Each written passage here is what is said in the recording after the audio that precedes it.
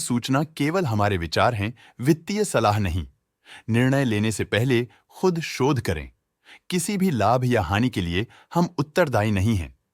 महानगर गैस ने अपनी नई शेयर होल्डिंग रिपोर्ट्स रिलीज की हैं, जो फाइनेंशियल ईयर के क्वार्टर और पहले हाफ को कवर करता है, जो सितंबर 2024 के 30 तक चलता है। ये रिपोर्ट कंपनी के शेयर्स की डिटेल्ड जानकारी देता है, जिसमें promoters, promoter groups, foreign investors, public investors और सरकारी एंटिटीज शामिल हैं। पब्लिक हेल्थ शेयर्स का परसेंटेज 2024 के जून में 9.34% से 2024 के सितंबर में 7.83% तक डिक्रीज हो गया। इस डिक्रीज से साफ है कि इस टाइम पीरियड में कंपनी में पब्लिक का हिस्सा डिक्रीज हुआ है।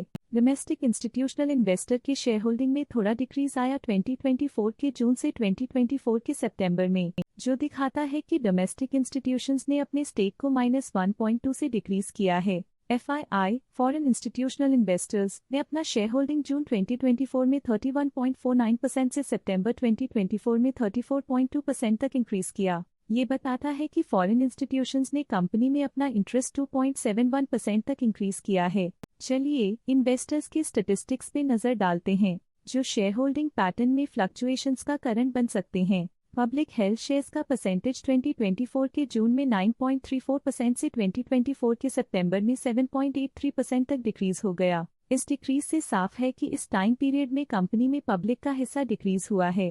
डोमेस्टिक इंस्टीट्यूशनल इन्वेस्टर के शेयर होल्डिंग में थोड़ा डिक्रीज आया 2024 के जून से 2024 के सितंबर में, जो दिखाता है कि डोमेस्टिक इंस्टीट्यूशंस ने अपने स्टेक को -1.2 से डिक्रीज किया है। FII, फॉरेन इंस्टीट्यूशनल इन्वेस्टर्स, ने अपना शेयर होल्डिंग जून 2024 में 31.49% से सितंबर 2024 में 34.2% तक इंक्रीज किया। ये बताता है कि फॉरेन इंस्टीट्यूशंस ने कंपनी में अपना इंटरेस्ट 2.71% तक इंक्रीज किया है।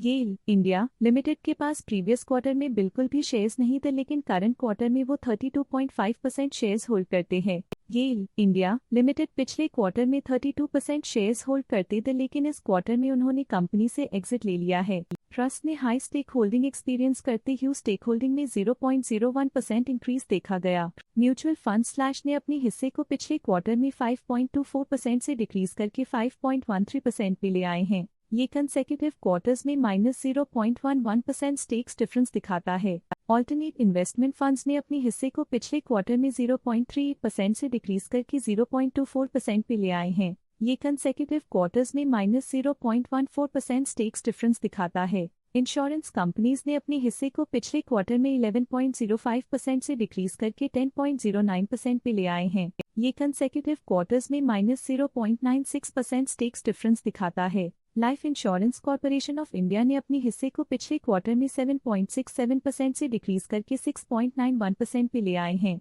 ये कंसेक्यूटिव क्वार्टर्स में -0.76% स्टेक्स डिफरेंस दिखाता है। UTI value fund previous quarter में 1% शेयर्स ओन करते थे, लेकिन करंट क्वार्टर में उन्होंने कंपनी से एग्जिट ले लिया है। The new India assurance company limited previous quarter में 1% शेयर्स ओन करते थे, लेकिन करंट क्वार्टर में उन्होंने कंपनी से एग्जिट ले लिया है। इस पिछले क्वार्टर में फॉरेन पोर्टफोलियो इन्वेस्टर्स कैटेगरी आई की स्टेक होल्डिंग में एक नोटवर्दी इंक्रीज देखा गया। उनकी स्टेक होल्डिंग में 2.67% का सिग्निफिकेंट इंक्रीज देखा गया। इस पिछले क्वार्टर में stitching depository APG emerging markets equity pool की स्टेक होल्डिंग में एक नोटवर्दी इंक्रीज देखा गया। उनकी स्टेक होल्डिंग में 0.61% का सिग्निफिकेंट इंक्रीज देखा गया। इस पिछले क्वार्टर में Fidelity Investment Trust Fidelity international small cap fund की स्टेक होल्डिंग में एक नोटवर्दी इंक्रीज देखा गया। उनकी स्टेक होल्डिंग में 0.06% का सिग्निफिकेंट इंक्रीज देखा गया। Stake holding Fidelity Investment Trust Fidelity Series Emerging Markets Opportunities Fund के लिए पिछले क्वार्टर के मुकाबले में -0.12% से डिक्रीज हो गई। इस पिछले क्वार्टर में फॉरेन पोर्टफोलियो इन्वेस्टर्स कैटेगरी 2 की स्टेक होल्डिंग में एक नोटवर्दी इंक्रीज देखा गया। उनकी स्टेक होल्डिंग में 0.04% का सिग्निफिकेंट इंक्रीज देखा गया। ये था कंपनी का करंट शेयर होल्डिंग पैटर्न। देखने के लिए धन्यवाद। स्टॉक लेटेस्ट न्यूज अपडेट के लिए चैनल को सब्सक्राइब करें और वीडियो को लाइक एंड शेयर करें।